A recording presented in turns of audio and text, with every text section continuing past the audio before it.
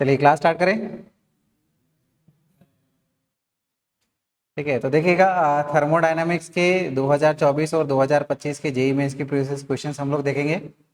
और इसमें हमारा सबसे पहला जो सवाल दिया गया है वो दिया गया है कि given below are statements for certain thermodynamic variables. ठीक है ना, तो हमारे पास में कुछ सर्टेन थर्मोडायनामिक वेरिएबल्स के लिए कुछ स्टेटमेंट बोला जा रहा है और उस स्टेटमेंट के बेसिस पर हमें बताना है कि हमारे कौन से ऑप्शन सही है। बेसिकली यहाँ पर ये एक्सटेंसिव वेरिएबल्स और इंटेंसिव वेरिएबल्स की बात कर रहा है। तो एक्सटेंसिव वेरिएबल्स क्या होते हैं इसको समझते हैं। एक्सटेंसिव वेरिएबल्स वो होते हैं, ठीक है ना, जो कि साइज या फिर मास ऑफ द सिस्टम के ऊपर में डिपेंड करता है। जैसे अगर हम लोग एक सिस्टम कंसिडर करें तो इसका वॉल्यूम V है। अगर हम लोग इसको आधा करेंगे तो क्या इसके वॉल्यूम में चेंज आएगा? वॉल्यूम हमारा, ठीक है ना, इसका एक साइड का आधा हो जाएगा। ये V/2 आधा आधा करेंगे तो आधा वॉल्यूम हो जाएगा। लेकिन उसी प्रकार से अगर आधा करेंगे तो मास भी हमारा आधा हो जाएगा, m/2 और m/2 हो जाएगा। समझ में आ रही है बात, है ना। उसी प्रकार से इंटरनल एनर्जी की भी अगर हम लोग बात करें, ठीक है, इंटरनल एनर्जी हमारी क्या होती है NCV/T। तो नंबर ऑफ मोल्स ये भी हमारे आधे आधे हो जाएंगे। तो यानी कि अगर हम लोग यहाँ पर साइज चेंज कर रहे हैं हमारे सिस्टम की, तो इसके वजह से हमारे क्या क्या वेरिएबल्स चेंज हो रहे हैं। वॉल्यूम में चेंज आ रहा है, मास में चेंज आ रहा है और इंटरनल एनर्जी में चेंज आ रहा है। तो ये क्या हो गए हमारे एक्सटेंसिव वेरिएबल्स। वहीं अगर हम लोग प्रेशर की बात करें, ठीक है ना, अगर हम लोग इसको आधा कर दें तो क्या इस कंटेनर के बीच में ऐसे डाइवर्जन कर देंगे तो प्रेशर चेंज होगा क्या? नहीं होगा। अगर हम लोग यहाँ पर इसको आधा कर दें तो क्या दोनों साइड का टेम्परेचर अलग अलग मिलेगा क्या? नहीं मिलेगा। डेंसिटी की बात करें तो क्या डेंसिटी भी हमें अलग अलग मिलेगी क्या? नहीं। तो ये वेरिएबल्स हमारे, ठीक है ना, हमारे थर्मोडायनामिक सिस्टम के मास या फिर उसके साइज के ऊपर डिपेंड नहीं कर रहे हैं। तो ऐसे वेरिएबल्स हमारे क्या कहलाते हैं? Intensive variables. ऐसे वेरिएबल्स जो हमारे थर्मोडायनामिक सिस्टम के साइज के ऊपर डिपेंड करें वो हमारे एक्सटेंसिव वेरिएबल्स, और वहीं जो हमारे साइज के ऊपर डिपेंड नहीं करें उनको हम लोग इंटेंसिव वेरिएबल्स कहते हैं। समझ में आई बात? तो इनके बारे में लिख लीजिएगा कि एक्सटेंसिव वेरिएबल्स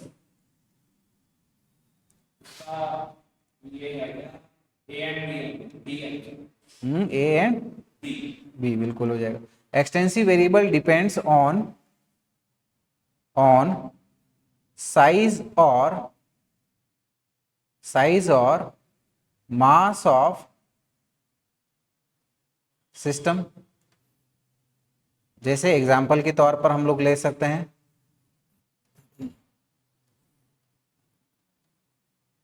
इंटरनल एनर्जी जिसको हम लोग यू से बोलते हैं। वॉल्यूम V के लिए भी ये लागू है, मास के लिए भी ये एप्लीकेबल है, राइट। और वहीं इंटेंसिव वेरिएबल्स बात करें तो ये एक्सटेंसिव वेरिएबल्स के जस्ट उल्टे होते हैं। तो इंटेंसिव वेरिएबल्स में हमारे सीधे एग्जांपल्स की अगर हम लोग बात करें तो क्या क्या इसके एग्जांपल्स हो जाएंगे हमारे पास में। एक तो हो जाएगा pressure, right.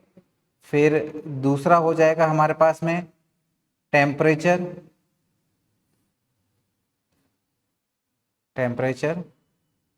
T and density रो भी इंटेंसिटी वेरिएबल रहेगा। तो यही चीज हमको यहाँ पर स्टेटमेंट ए और बी में मेंशन किया गया है। स्टेटमेंट ए क्या कह रहा है कि internal energy, volume V and mass m are extensive variables, बिल्कुल सही बात है। बी कह रहा है कि pressure P, temperature T and density rho are intensive variables, ये भी सही बात है। यानी कि सही आंसर हमारा क्या हो जाएगा? Option D, which is A and B are only correct options.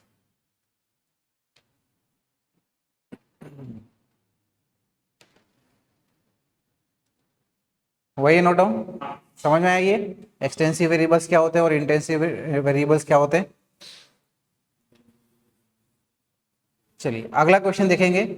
सवाल में कहा गया है कि a total of 48 joule heat is given to 1 mole of helium capped in a cylinder. एक सिलेंडर के अंदर में 1 मोल ऑफ हीलियम को 48 जूल की एनर्जी, हीट एनर्जी दी गई है। The temperature of helium increases by 2 degree Celsius. तो इसकी वजह से अंदर में जो हीलियम है उसका टेम्परेचर कितने डिग्री सेल्सियस से इंक्रीज हो रहा है, 2 डिग्री से इंक्रीज हो रहा है। The work done by the gas is, तो इस कंडीशन में गैस के द्वारा वर्क डन कितना होगा ये हमें बताना है। आर की वैल्यू आपको 8.3 जूल्स पर केल्विन पर मोल कंसीडर करना है।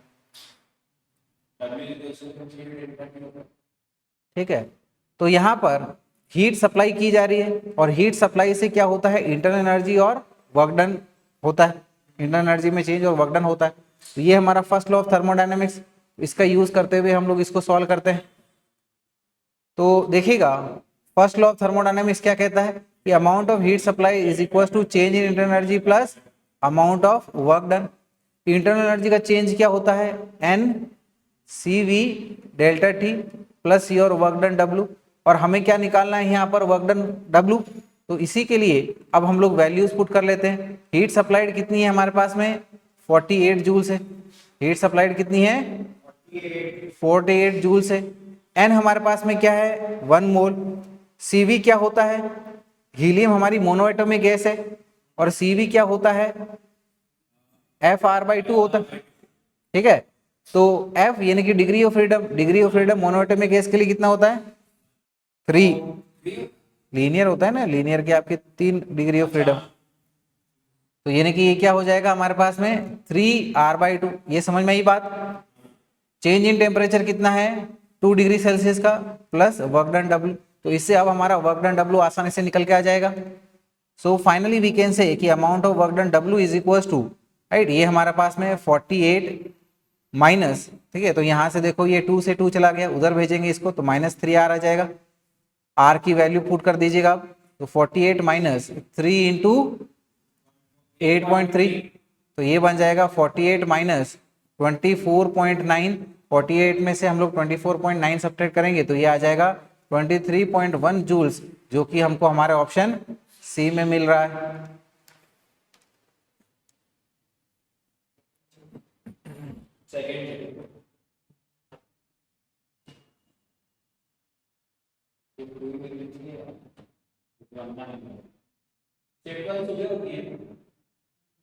वो तो और अब तो और ही नहीं पता चले जे का कर रहा है तो।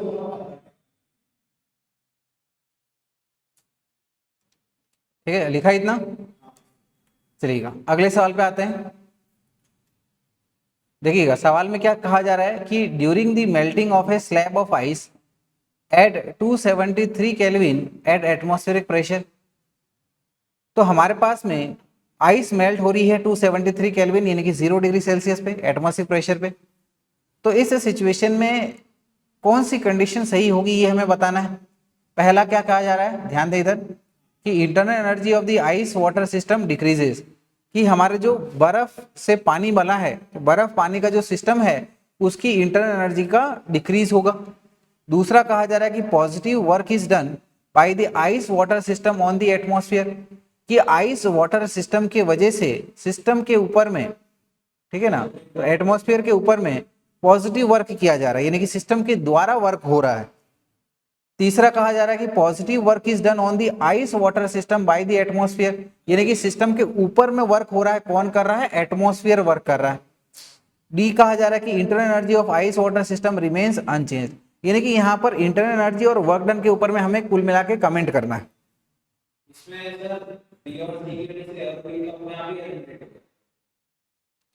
अब एक चीज ध्यान दीजिएगा, हमारे वाटर की कंडीशन क्या होती है, ठीक है ना, एनोमिटी ऑफ ए वाटर हमने देखा था कि 0 डिग्री सेल्सियस से जब उसका टेम्परेचर बढ़ता है तो इसका वॉल्यूम का एक्सपांशन होता है या फिर डिक्रीज होता है। 4 डिग्री सेल्सियस पर वाटर की डेंसिटी क्या होती है, मैक्सिमम, वॉल्यूम क्या हो जाएगा, मिनिमम, यानी कि 0 डिग्री सेल्सियस से पिघल के, ठीक है ना, क्या हो रहा है हमारे पास में, वॉल्यूम कम होते जा रहा है। तो अगर यहां पर सिस्टम का वॉल्यूम कम हो रहा है, इसका मतलब क्या हुआ, एटमॉस्फेयर ने उसके ऊपर में वर्क किया, है ना, समझ में आ रही बात। आइस ने वर्क किया क्या, नहीं किया, उसके ऊपर में वर्क हुआ है, ये बात समझ में आई। यानी कि हम लोग वर्क के रिगार्डिंग क्या कह सकते हैं कि work done is done on this system, या फिर हमारे पास में जो एटमॉस्फेयर है वो सिस्टम के ऊपर में वर्क कर रहा है। सिस्टम के द्वारा वर्क नहीं हो रहा है। ठीक है, समझ में आ रही है बात? तो वर्क डन हमारा पॉजिटिव हुआ कि नेगेटिव हुआ? सिस्टम के द्वारा होता है तो पॉजिटिव, और सिस्टम के ऊपर में वर्क हुआ है तो negative amount of work done हो जाएगा। समझ में आई बात? राइट। तो एक तो हमें ये क्लैरिटी है, दूसरी इसकी इंटरनल एनर्जी को लेके भी बात करेंगे। तो ये मेंशन कर लीजिएगा पहले कि during melting of ice volume decreases, so positive work is done on ice water system by atmosphere, right. अब आइस क्या हो रही है? मेल्ट डाउन हो रही है। आइस मेल्ट डाउन हो रही है वाटर में, इसका मतलब क्या हो रहा है कि हीट एब्जॉर्ब करी जा रही है, यानी कि डेल्टा क्यू क्या हुआ हमारा? पॉजिटिव हुआ, right. So here we can say कि हीट इज एब्जॉर्ब्ड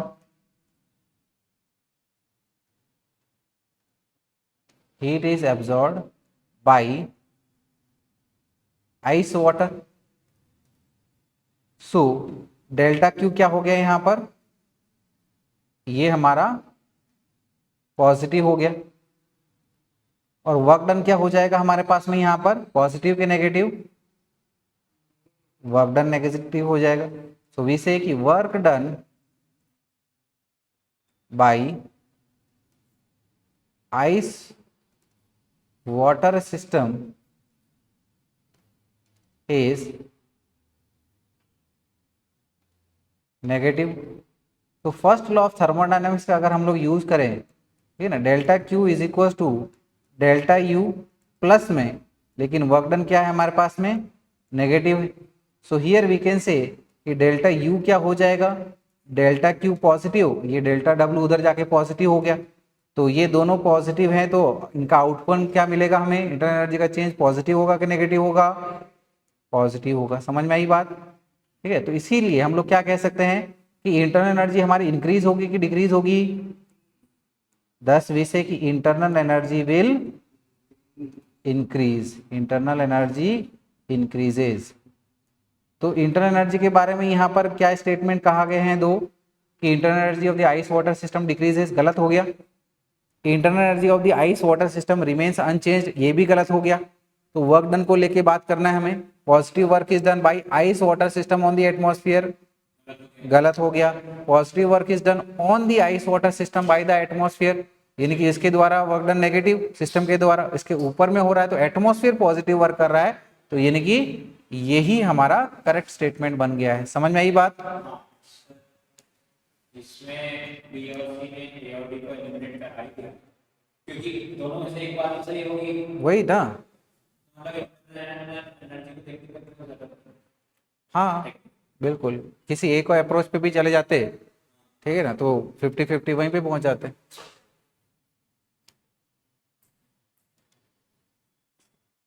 समझ में आया ये? चलिए अगला सवाल देखें फिर। चलिएगा अगला सवाल देखेंगे फिर। देखिए सवाल में पूछा जा रहा है कि a thermodynamic system is taken from an original state A to an intermediate state B by a linear process as shown in figure.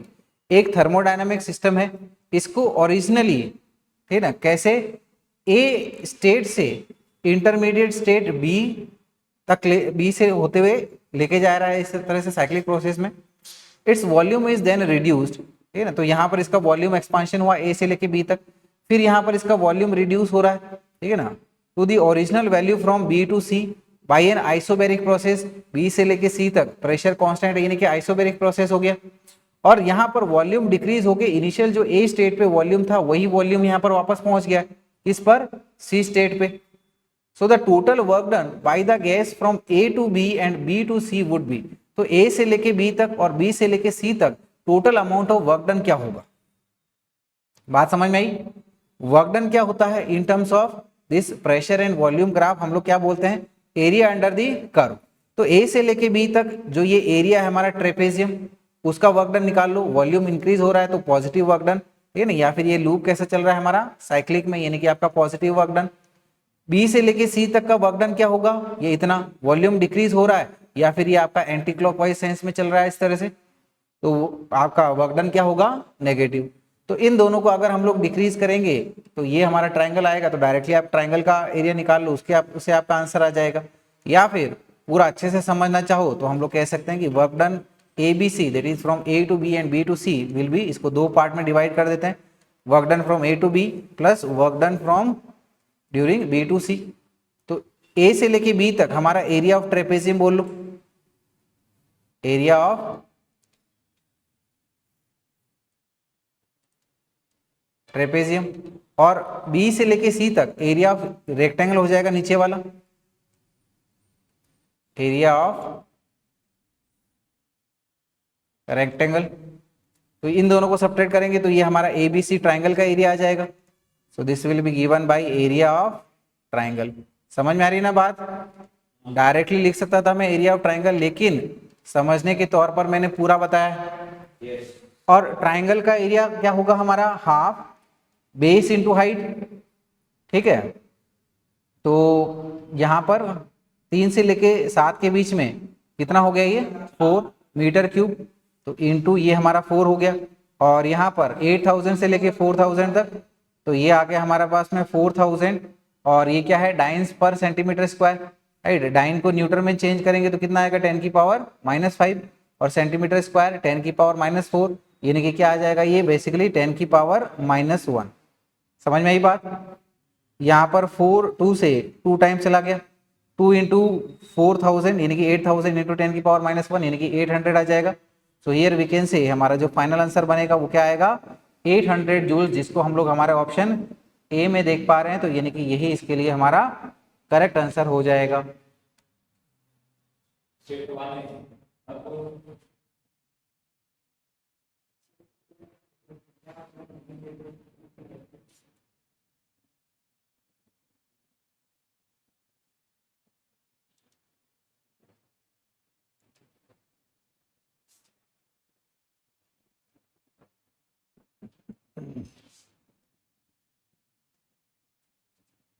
हो गया note down.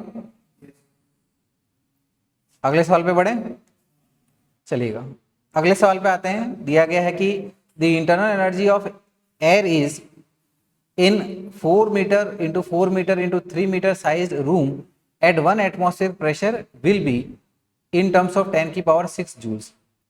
Consider air as diatomic molecule. देखिए एक सिंपल सा सवाल आपसे पूछा गया है, ठीक है ना। तो कहा जा रहा है कि इतने वॉल्यूम के साइज में, ठीक है ना, 1 एटमॉस्फेयर प्रेशर पे हमारी जो एयर है उसकी इंटरनल एनर्जी कितनी होगी। इंटरनल एनर्जी के लिए फॉर्मूला क्या होता है हमारे पास में, N C V into temperature, ठीक है ना। तो उसी से हमारा ये निकल के आ जाएगा। और गैस हमें डायटोमिक बोली गई है, n C V into temperature T. N हमारे पास में नंबर ऑफ मोल्स, और सी वी क्या होता है हमारे पास में, एफ आर बाई 2। तो ये आ गया 5R/2, क्योंकि गैस क्या बोली गई है, डायटोमिक, और डायटोमिक के लिए डिग्री ऑफ फ्रीडम क्या होता है, 5 इंटू दिस टेम्परेचर टी। तो यानी कि ये हो गया 5/2 n into R into T. Ideal gas equation का यूज करेंगे, ठीक है ना, PV is equal to nRT. तो एनआरटी की जगह हम लोग क्या लिख सकते हैं, पीवी लिख सकते हैं। तो ये हो गया 5/2 इंटू पीवी। प्रेशर और वॉल्यूम दोनों ही यहाँ पर मेंशन्ड है, तो इसका यूज कर लेंगे हम लोग। तो ये हो गया हमारे पास में 5/2 इंटू प्रेशर कितना है, 1 एटमॉस्फेयर प्रेशर, 1 एटमॉस्फेयर प्रेशर यानी कि 1 इंटू 10 की पावर 5 पास्कल्स।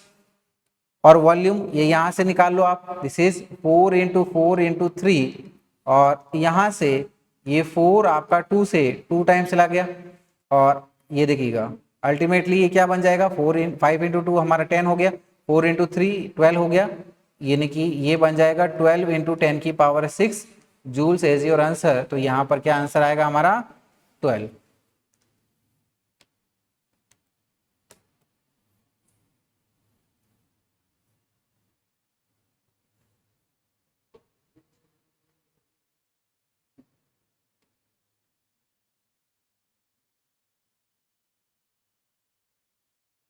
लिख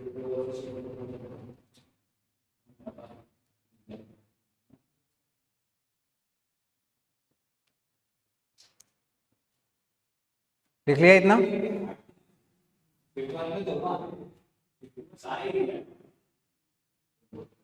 चलिए अगला क्वेश्चन देखें। देखिएगा अगला सवाल में क्या पूछा जा रहा है कि identify the characteristics of an adiabatic process in a monoatomic gas. Monoatomic gas के लिए एडियाबेटिक प्रोसेस की क्या कैरेक्टरिस्टिक होनी चाहिए, ये हमसे पूछा जा रहा है। पहला क्या कहा जा रहा है कि इंटरनल एनर्जी इज कांस्टेंट, ठीक है ना, एडियाबेटिक प्रोसेस है तो हमारी हीट कांस्टेंट रहती है, हीट का एक्सचेंज नहीं होता है। टेम्परेचर का चेंज होगा कि नहीं होगा? तो आइसोथर्मल प्रोसेस कहलाएगा ना। तो टेम्परेचर का चेंज होगा तो इसमें इंटरनल एनर्जी का चेंज नहीं होगा। इंटरनल एनर्जी हमारे टेम्परेचर के ऊपर डिपेंड करती है, तो इंटरनल एनर्जी कांस्टेंट रहेगी क्या? नहीं रहेगी। तो ये सही स्टेटमेंट हुआ कि गलत? गलत। और कह रहे हो शिफ्ट 2 चाहिए हमें, ठीक है। अगला स्टेटमेंट क्या कहा जा रहा है कि work done in the process is equal to the change in internal energy, कि इस दौरान पर जो वर्क डन होगा वो इंटरनल एनर्जी के चेंज के बराबर होगा। तो ये बताने के लिए हमें फर्स्ट लॉ ऑफ थर्मोडायनेमिक्स को देखना होगा। फर्स्ट लॉ ऑफ थर्मोडायनेमिक्स क्या होता है? Delta Q is equal to delta U plus amount of work done. तो एडियाबेटिक प्रोसेस है तो डेल्टा क्यू कितना हो जाएगा? 0। देयरफॉर वी कैन से कि amount of work done W is equal to negative of change in internal energy, यानी कि work done जो होगा वो इंटरनल एनर्जी के एक्सपांशन पे होगा, उसके कॉम्प्रोमाइज पे होगा, लेकिन मैग्नीट्यूड वाइज तो वही रहेगा, है ना। और इंटरनल एनर्जी हमारी क्या होती है? N C V into delta T, उसका चेंज हमारा, यानी कि वर्क डन जो है वो टेम्परेचर के चेंज के ऊपर में डिपेंड करेगा। और ये जो वर्क डन है वो हमारी चेंज इन इंटरनल एनर्जी के बराबर होगा मैग्नीट्यूड वाइज। तो बी स्टेटमेंट हमारा सही हुआ कि गलत हुआ? बी स्टेटमेंट सही हो गया, ठीक है। अगले वाले पे आते हैं, सी पे, कि the product of temperature and volume is constant, ठीक है, कि हमारे पास में टेम्परेचर और वॉल्यूम का जो प्रोडक्ट रहेगा वो कांस्टेंट रहेगा। ऐसा कुछ नहीं है।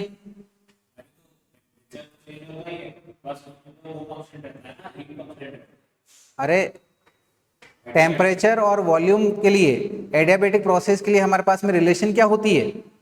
V gamma -1 into T is equal to constant होता है। V T is equal to constant थोड़ी है हमारे पास में, समझ में आई बात? तो यानी कि ये भी हमारा गलत स्टेटमेंट हो गया। फिर क्या कहा जा रहा है? The product of pressure and volume is constant. तो यहाँ पर इनकी रिलेशन आपको पता रहनी चाहिए। देखिएगा इसके लिए वॉल्यूम और टेम्परेचर के बीच में क्या रिलेशन होती है? V गामा -1 इंटू हमारे पास में T इज इक्वल टू, ये हमारे पास में कांस्टेंट होता है, ठीक है। और यहाँ के लिए product of pressure and volume is constant, तो ये क्या होता है? P gamma into T is equal to constant होता है हमारे पास में एडियाबेटिक प्रोसेस के लिए। तो ये सही स्टेटमेंट है क्या? नहीं है, राइट। और आखिर में क्या जा रहा है? कहा जा रहा है the work done to change the temperature from T1 to T2 is proportional to T2 minus T1। तो जो ये वर्क डन है वो टेम्परेचर के चेंज के डायरेक्टली प्रोपोर्शनल है क्या? ठीक है, तो बिल्कुल सही बात है हमारी ये। तो यानी कि सही आंसर क्या हो जाएगा हमारा? B, which is B and E are only correct answer.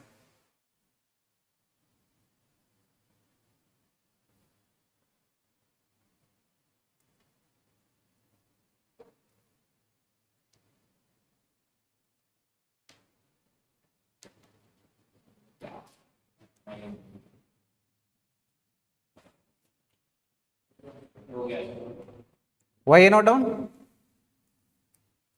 चलिए अगले सवाल पे आते हैं। फिर अगले सवाल में कहा जा रहा है कि pressure of an ideal gas contained in A close vessel is increased by 0.4% when heated bye 1 degree Celsius.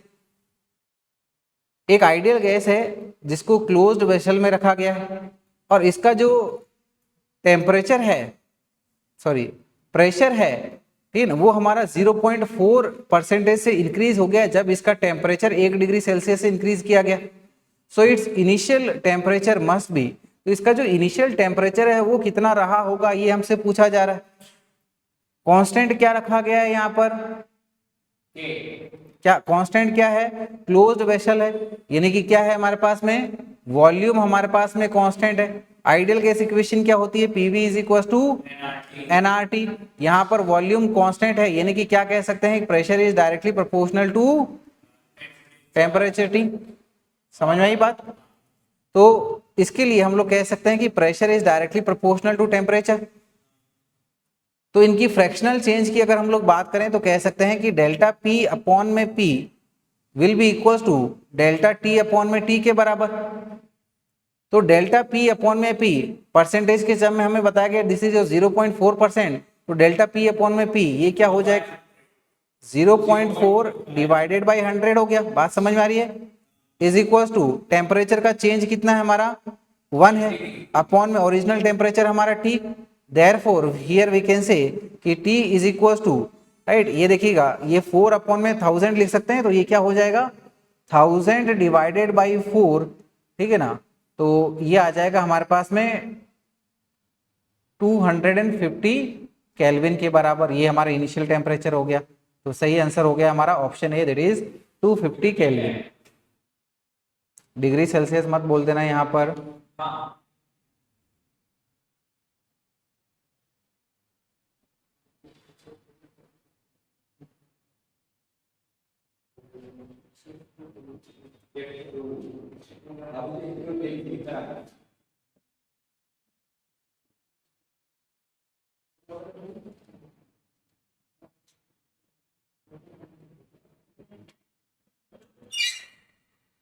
हो गया नोट डाउन। चलते हैं अगले सवाल पे आते हैं। देखिएगा अगला सवाल में क्या दिया गया हमें, ठीक है। सवाल में दिया गया है कि monoatomic gas having gamma is equal to 5/3 thermally insulated container and the gas is suddenly compressed to 1/8 of its initial volume. एक मोनोएटॉमिक गैस है जिसका gamma that is Cp upon में Cv क्या है हमारे पास में 5/3, थर्मली इंसुलेटेड है कंटेनर में, और गैस को जो है वो सडनली कंप्रेस किया गया है 1/8 ऑफ इट्स इनिशियल वॉल्यूम। तो इसका मतलब क्या है कि ये जो प्रोसेस है हमारा क्या है, एडियाबेटिक प्रोसेस है, राइट। एडियाबेटिक प्रोसेस यानी कि यहाँ पर हीट एक्सचेंज नहीं हो रही है, जिसके लिए गामा गैस के लिए क्या है 5/3 है, और इसको इनिशियल वॉल्यूम से 1/8 कंप्रेस कर दिया गया है। The ratio of final pressure and initial pressure is, तो यहाँ पर फाइनल प्रेशर और इनिशियल प्रेशर का रेशियो क्या होगा ये हमें बताना है।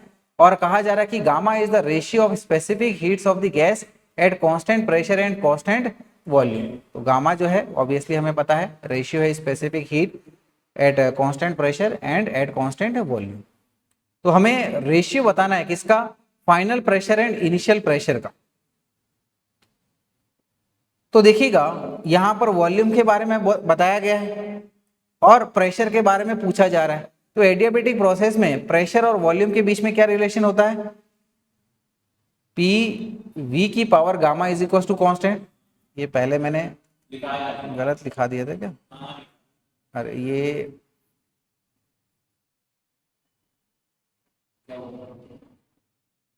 ये पी और प्रेशर एंड वॉल्यूम, अच्छा ये पी नहीं है वॉल्यूम वी था ना, है ना, इसको करेक्ट कर लेना।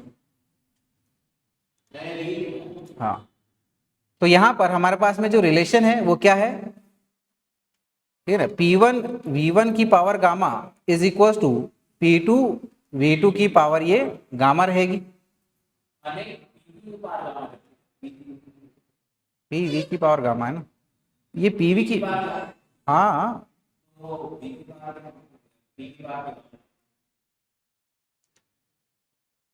अच्छा एक ध्यान नहीं आ रहा, ठीक है। तो यहां पर पी वी की power gamma is equal to constant, ये हमारा एडियाबेटिक प्रोसेस के लिए होता है। देयरफॉर वी कैन से कि P1 V1 की power gamma is equal to P2 V2 की पावर गामा। तो इसीलिए प्रेशर का जो रेशियो है वो क्या आ जाएगा हमारे पास में, P2 अपॉन में P1 इज इक्वल टू, ये हो जाएगा हमारे पास में V1 अपॉन में V2 की पावर गामा। समझ में आ रही है बात। P2 अपॉन में P1 is equal to V1 upon में V2 की पावर गामा। अब यहाँ पर वैल्यूज पुट कर लीजिएगा। इनिशियल हमारा V1 है, फाइनल क्या है, V1 का 1/8 हो गया है, तो V2 क्या हो गया, V1/8, और गामा की वैल्यू हमें क्या बोली गई, इट इज 5/3। तो यहाँ पर ये V1 से V1 गया, तो ये ऊपर आके क्या बन जाएगा हमारा 8, तो ये आ जाएगा 8 की पावर 5/3। तो 8 की पावर 5/3 देख के डरना नहीं, सिंपली क्या है करना है आपको, 8 का पहले क्यूब रूट ले लो, तो कितना आ जाएगा 2, और फिर पावर क्या बच रही है 5, ठीक है। तो 2 की पावर 5 करोगे तो यानी कि 2 इंटू 2 इंटू 2 इंटू 2 इंटू 2, या फिर 4 इंटू 4 इंटू 2, 4 इंटू 4 16, 16 इंटू 2 करोगे तो 32 हो जाएगा। 16 इंटू 2 करोगे ना, तो यानी कि क्या आ जाएगा ये 32। So your correct answer will be option C which is 32।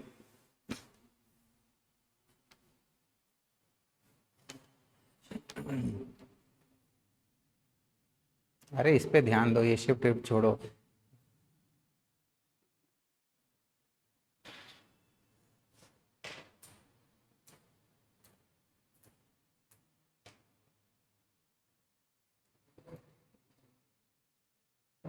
वही है नोट डाउन।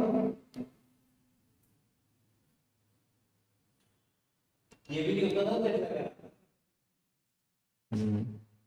होशियारी मार रहा है वहां पे।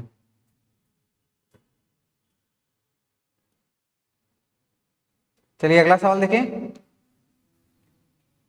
देखिएगा अगला सवाल में दिया गया है कि the work done in N adiabatic change in an ideal gas depends upon only, ठीक है। तो यहां पर बोला जा रहा है कि एडियाबेटिक चेंज है आइडियल गैस के लिए, इसमें जो वर्क डन है वो किसके ऊपर डिपेंड करता है, सिर्फ किसके ऊपर डिपेंड करता है। तो देखिएगा एडियाबेटिक प्रोसेस के लिए वर्क डन क्या होता है हमारे पास में,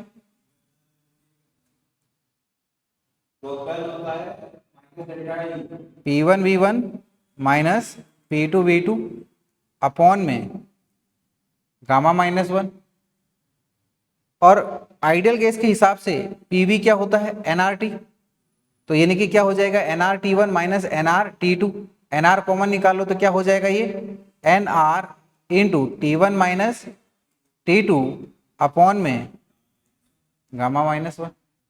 तो यहां से nR कांस्टेंट है, गामा कांस्टेंट है, 1 कांस्टेंट है, तो यानी कि बेसिकली किसके ऊपर में डिपेंड कर रहा है, ये चेंज इन इट्स टेम्परेचर के ऊपर में डिपेंड कर रहा है। सो वी कैन से कि work done in N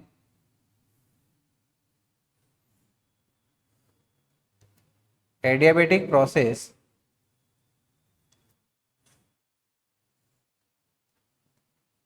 depends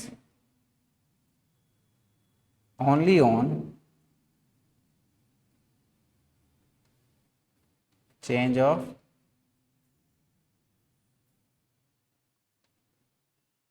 temperature. Correct answer हो जाएगा हमारा option B which is change in its temperature.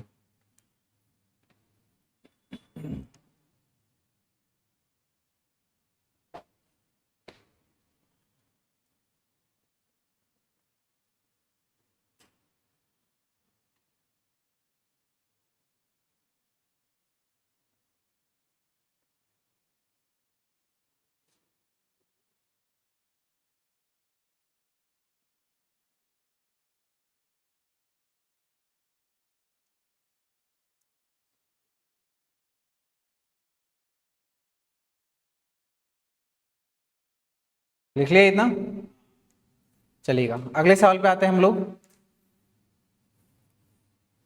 देखिएगा सवाल में मेंशन किया गया हमें कि given below are two statements, one is labelled as assertion A and the other is labelled as reason R, यानी कि असर्शन और रीजन बेस्ड हमारे पास में ये सवाल है। असर्शन में क्या कहा जा रहा है कि in an insulated container a gas is adiabatically shrunk to half of its initial volume, the temperature of the gas decreases. तो इंसुलेटेड कंटेनर यानी कि सिस्टम और सराउंडिंग के बीच में हीट एक्सचेंज नहीं हो रही है, और इसके लिए ये जो हमारा सिस्टम है इसको एडियाबेटिकली अपने इनिशियल वॉल्यूम से आधा कर दिया गया है। तो कहा जा रहा है कि इस प्रोसेस के दौरान पर जो गैस का टेम्परेचर है वो डिक्रीज होगा, राइट। रीजन या फिर दूसरा स्टेटमेंट कहा जा रहा है कि free expansion of an ideal gas is an irreversible and an adiabatic process, right. कि आइडियल गैस का जो हमारा पास फ्री एक्सपांशन है ये बेसिकली हमारा एक इरिवर्सिबल प्रोसेस है, ठीक है ना। फ्री एक्सपांशन आइडियल गैस का क्या जो है वो हमारा इरिवर्सिबल है या फिर और आइडियाबेटिक प्रोसेस है, राइट। जैसे हम लोग यहाँ पर बोल रहे हैं तो हमारे पास में लैपलेस ने यही कहा है कि गैस का जो यहाँ पर एक्सपांशन है वो बेसिकली क्या है, हमारा एडियाबेटिक प्रोसेस है, राइट। तो एक बार आवाज चली गई, रिवर्सिबल प्रोसेस थोड़ी है वो, राइट। तो यानी कि हमारे पास में जो फ्री एक्सपांशन प्रोसेस है आइडियल गैस के लिए वो क्या है, इरिवर्सिबल है और एडियाबेटिक है। ये स्टेटमेंट हमारा क्या हो गया, सही हो गया। हमें यहाँ पर टेम्परेचर और वॉल्यूम के बीच में रिलेशन देखनी है आइडियल गैस के लिए। क्या होती है ये रिलेशन हमारी टेम्परेचर और वॉल्यूम के लिए, कि V gamma -1 into T is equal to constant होता है। तो यहां से हम लोग क्या कह सकते हैं, देयरफॉर वी कैन से कि temperature will be inversely proportional to V की पावर गामा -1। तो गामा की वैल्यू क्या होती है, 1 से ज्यादा होती है। तो यानी कि अगर हम लोग कहें कि अगर हमारे पास में वॉल्यूम डिक्रीज होगा, ठीक है, तो ये वाला टर्म हमारा छोटा हो जाएगा, तो टेम्परेचर क्या हो जाएगा, बढ़ जाएगा एडियाबेटिक प्रोसेस के लिए। समझ में आ रही बात। और यहां पर क्या जा रहा है, कहा जा रहा है कि यहां पर वॉल्यूम कम किया गया है और टेम्परेचर जो है वो डिक्रीज हो रहा है, यानी कि गलत बात हो गई, है ना। टेम्परेचर क्या होना चाहिए, इंक्रीज होना चाहिए था, यानी कि हमारा असर्शन गलत है, रीजन लेकिन सही स्टेटमेंट है। तो इसीलिए राइट हम लोग यहाँ पर दूसरे के लिए हम लोग कहेंगे कि free expansion is assumed fast so adiabatic, कि फ्री एक्सपांशन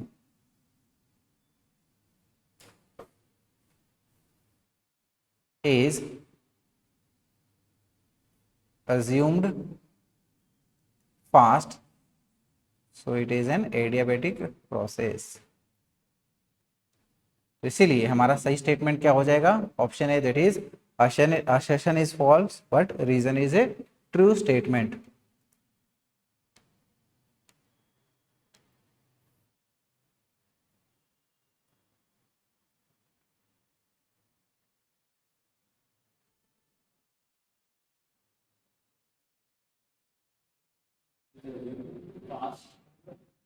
बहुत तेज होता है,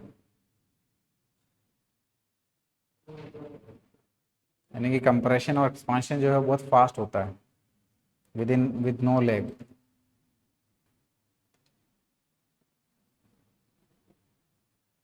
हो गया नोट डाउन। चलिए अगला सवाल देखते हैं। सवाल में दिया गया है कि the volume of an ideal gas, ठीक है ना, जिसके लिए गामा की वैल्यू हमारी 1.5, गामा पता है ना, Cp/Cv 1.5 यानी कि 3/2 is changed adiabatically from 5 litre to 4 litre. एक आइडियल गैस, ठीक है ना, डायटोमिक गैस कंसिडर किया गया है, गामा 1.5 है यानी कि 3/2, इसका वॉल्यूम 5 लीटर से 4 लीटर कर दिया है। The ratio of initial pressure to final pressure is, तो इनिशियल प्रेशर और फाइनल प्रेशर का रेशियो क्या होगा ये हमें बताना है।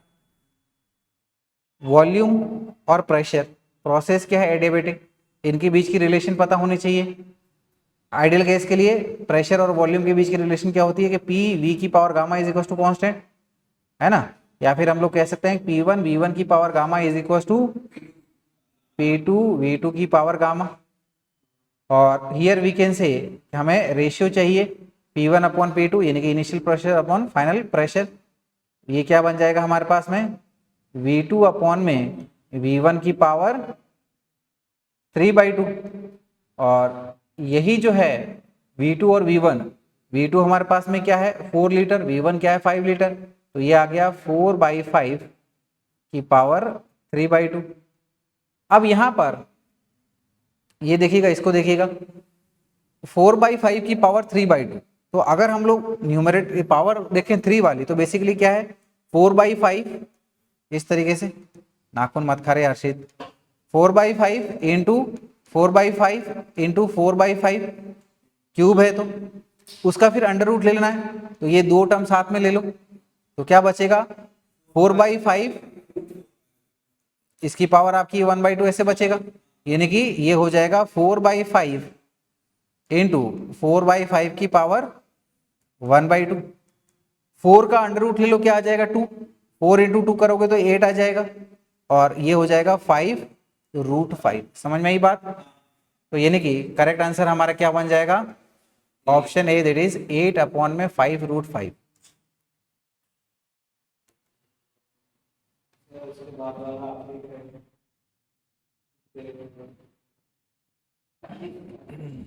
कितने हैं? 40 है। काफी है, हो गया नोट डाउन?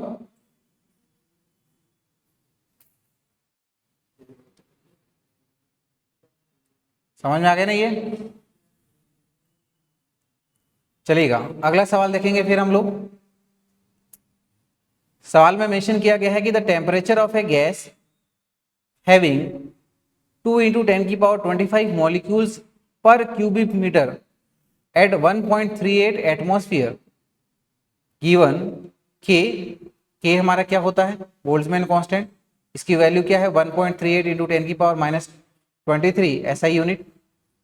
तो फाइनल टेम्परेचर क्या होगा गैस के लिए जिसके अंदर में हमारे पास में 2 × 10⁻25 मॉलिक्यूल्स पर क्यूबिक मीटर है, राइट, यानी कि ये हमें number of molecules, number molecules density दे रहा है हमें, और प्रेशर कितना है 1.38। तो आइडियल गैस इक्वेशन क्या होती है हमारी, PV = nRT, राइट। ये हमें क्या दिया गया है, ये जो दिया गया है ये बेसिकली हमारा क्या हुआ, N अपॉन में V हुआ, total number of gas molecules upon में total volume of the container. समझ में आई बात? नंबर डेंसिटी दिया है, तो टोटल नंबर ऑफ मॉलिक्यूल्स की बात करी जा रही है। N हमारा क्या होता है, नंबर ऑफ मोल्स, और नंबर ऑफ मोल्स को नंबर ऑफ मॉलिक्यूल्स के टर्म में कैसे बोल सकते हैं, total number of gas molecules in a container upon में Avogadro number, right. R gas constant, ठीक है ना, in terms of Boltzmann constant ये क्या होता है हमारे पास में, R = Na/Kb, है ना। Na क्या है हमारे पास में, एवोगैड्रो नंबर, इंटू Kb हमारा बोल्ट्जमैन कांस्टेंट, इंटू T हमारा टेम्परेचर। तो यहां से ये देखो, ये Na से Na चला गया, यानी कि ये क्या बन जाएगा हमारे पास में N × Kb × T के बराबर।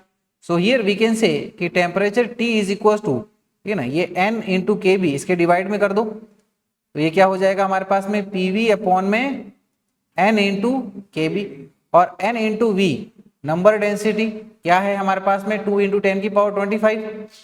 तो प्रेशर हमें कितना दिया गया है 1.38 एटमॉस्फेरिक प्रेशर, यानी कि into 10⁵ pascal, whole divided with number density क्या है 2 × 10⁻25 इंटू Kb बोल्ट्जमैन कांस्टेंट, जो कि क्या बोला जा रहा है 1.38 × 10⁻⁻23। तो सबसे पहले तो ये 1.38 से 1.38 को उड़ा दो, और फाइनली ठीक है ना, ये हमारे पास में बचेगा यहाँ पर ये 100 हो गया, यानी कि ये नीचे में हमारा 200 बचा, और ऊपर में हमारे पास में ठीक है ना 10⁵, तो उसमें से हमारे पास में ये 1000 डिवाइडेड बाई 2 कर दो, 1000 डिवाइडेड बाई 2 यानी कि क्या हो गया 500 केल्विन हो गया। तो करेक्ट आंसर हो गया हमारा option C, which is 500 kelvin.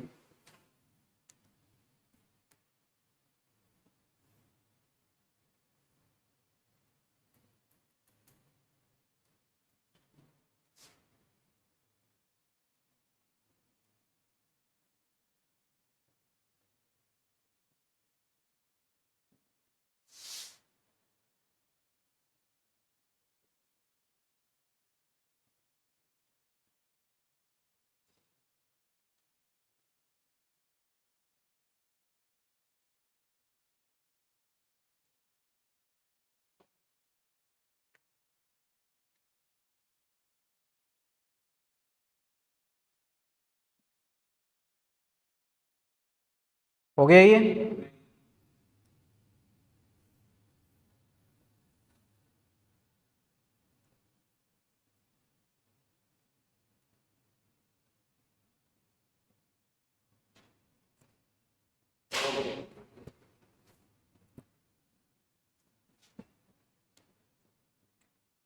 चलिए अगले सवाल पे आते हैं। सवाल क्या है कि the initial pressure and volume of an ideal gas are P naught and V note.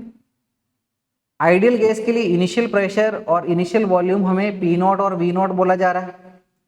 The final pressure of the gas when the gas is suddenly compressed to volume of V naught by 4 will be. तो इसका final pressure क्या होगा अगर final volume V naught by 4 हो जाए तो।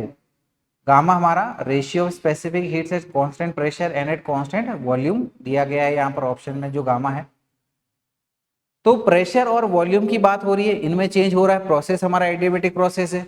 तो pressure और वॉल्यूम के बीच में क्या रिलेशन होती है एडियाबेटिक प्रोसेस के लिए कि P प्रेशर इंटू वॉल्यूम की power gamma is equal to constant. Therefore P1 V1 की power gamma is equal to P2 into V2 की पावर गामा। फाइनल प्रेशर की हमें बात करनी है तो P2 इज इक्वल टू क्या हो जाएगा हमारे पास में P1 इंटू V1 अपॉन में V2 की पावर गामा हो गया। P1 हमारा क्या है P नोट इंटू V1 हमारा V नोट और V2 क्या है V नोट बाई 4 के बराबर और इसकी पावर ये गामा। तो ये बन गया हमारे पास में P नोट। यहाँ पर ये V नोट से V नोट चला गया, 4 ऊपर आ गया, यानी कि ये क्या बन जाएगा हमारे पास में 4 की पावर गामा। और इसी को हम लोग हमारा ऑप्शन डी में देख पा रहे हैं, तो यही हमारा करेक्ट आंसर हो जाएगा।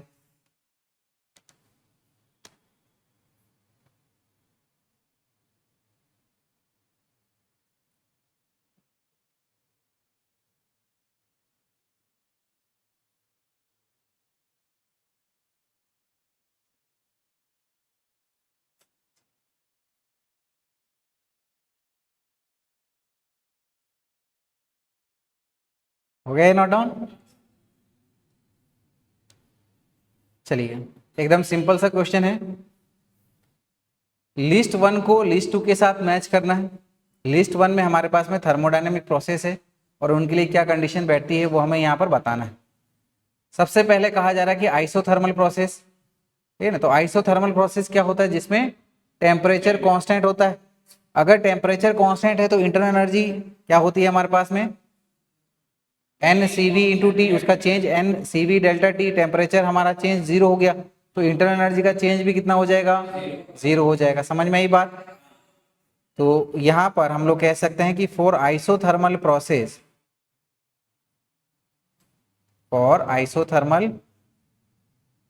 Process delta T will be equal to 0। Therefore delta U जो कि क्या है हमारे पास में N C V delta T is equal to क्या हो जाएगा 0। तो यानी कि ये जो है हमारा 4th के साथ मैच हो जाएगा। एडियाबेटिक प्रोसेस की बात करें तो एडियाबेटिक प्रोसेस आपको पता ही है क्या होता है, जहां पर सिस्टम और सराउंडिंग के बीच में कितनी हीट एक्सचेंज हो 0, यानी कि कुछ भी हीट एक्सचेंज नहीं हो। तो डेल्टा क्यू क्या होता है हमारे पास में delta Q will be equal to 0। तो यानी कि ये किसके साथ मैच खा रहा है सीधा सेकंड वाले के साथ कि delta Q that is heat supplied is equal to 0। Isobaric process क्या होता है जहां पर प्रेशर का चेंज कितना हो, प्रेशर का चेंज 0 हो। तो यानी कि delta P is equal to 0 हो। तो delta P is equal to 0, यहाँ पर कुछ ऐसा दिया नहीं है, ठीक है। चलिए आगे बढ़ लेते हैं। फिर आगे क्या बोला जा रहा है कि आइसोकोरिक प्रोसेस क्या है जिसमें हमारे पास में वॉल्यूम का चेंज 0 हो। तो वॉल्यूम का चेंज अगर 0 हो तो इससे क्या कंक्लूजन निकाला जा सकता है कि वर्क डन कितना होगा 0। क्यों? क्योंकि वर्क डन क्या होता है pressure into change in volume, और जब वॉल्यूम का चेंज ही 0 है तो हम लोग कहेंगे कि work done which is equal to P delta V 0 है तो वर्क डन भी क्या हो जाएगा 0, राइट। तो यानी कि ये किसके साथ मैच खा रहा है फर्स्ट के साथ में। और आइसोबैरिक प्रोसेस के लिए delta U change in internal energy not equal to 0, हाँ ये कहा जा सकता है। तो यानी कि हम लोग इसमें कह सकते हैं कि ये delta U will not be equal to 0। तो ये हमारा इस प्रकार से मैच बैठ जाएगा। तो इसको मैच हम लोग कौन से ऑप्शन में देख पा रहे हैं ए वाले में, ठीक है ना। यानी कि पहला वाला 4th के साथ, सेकंड वाला सेकंड के साथ, सी वाला 3rd के साथ एंड डी वाला जो है हमारा फर्स्ट के साथ मैच खा रहा है। ठीक है ना, समझ में आया ये?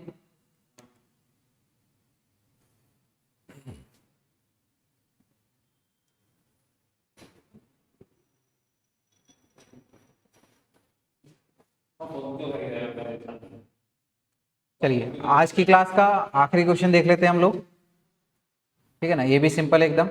लिस्ट 1 को लिस्ट 2 के साथ मैच करना है। ठीक है ना, थर्मोडायनेमिक प्रोसेस है और इसके अकॉर्डिंगली हमको यहाँ पर मैच करना है। पहला वाला क्या है हमारे पास में, आइसोबैरिक है। ठीक है, आइसोबैरिक प्रोसेस में क्या होता है हमारे पास में, प्रेशर जो है वो कांस्टेंट होता है।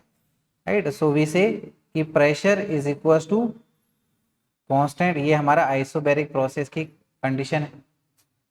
तो इसके लिए फर्स्ट लॉ ऑफ थर्मोडायनेमिक्स का यूज करें तो delta Q is equal to delta U plus work done यानी कि पी डेल्टा वी। तो इंटरनल एनर्जी का चेंज भी जीरो नहीं है, वर्क डन भी जीरो नहीं है ना, दोनों ही होगा। तो यानी कि यहाँ पर हम लोग इसको जो है फोर्थ के साथ मैच कर देंगे। ठीक है, अगला है हमारे पास में आइसोकोरिक प्रोसेस। तो आइसोकोरिक प्रोसेस एकदम अच्छे से पता है आपको क्या होता है, जिसमें वॉल्यूम हमारा कांस्टेंट और वॉल्यूम का चेंज नहीं हो। तो वॉल्यूम का चेंज हमारा जीरो है तो वर्क डन हमारा जीरो हो जाएगा। ठीक है, तो फर्स्ट लॉ ऑफ थर्मोडायनामिक्स के हिसाब से डेल्टा क्यू किसके बराबर हो जाएगा, डेल्टा यू जो है वो डेल्टा यू के बराबर हो जाएगा। तो ये किसके साथ मैच खा रहा है, 2 के साथ मैच हो जाएगा। फिर सी हमारा एडियाबेटिक प्रोसेस। एडियाबेटिक प्रोसेस क्या होता है, जहां पर सिस्टम और सराउंडिंग के बीच का हीट एक्सचेंज कितना हो, delta Q is equal to zero. तो ये बात हमको कौन से ऑप्शन में दी गई है, थर्ड के साथ मैच हो रहा है।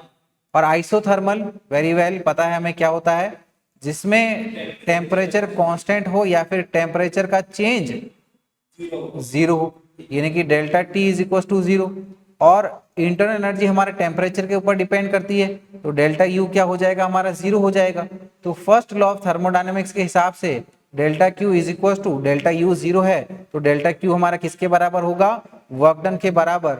और यही जो है हमको हमारे मैच 1 के साथ हो रहा है। और ऑप्शन के अकॉर्डिंगली हम लोग इसको चूज करें तो ऑप्शन जो है हमारा सी यहाँ पर सही बैठ रहा है, क्योंकि ए जो है वो फोर्थ के साथ जा रहा है, बी जो है सेकंड के साथ जा रहा है, सी थर्ड के साथ एंड डी जो है वो फर्स्ट के साथ जा रहा है। ठीक है ना, समझ में आई ये बात? तो इसी के साथ हम लोग आज की क्लास को कंक्लूड करते हैं। अगली क्लास में इसके फिर से आगे के क्वेश्चंस कंटिन्यू करेंगे। चलिए फिर मिलेंगे अगली क्लास में। Till then good night, bye bye and take.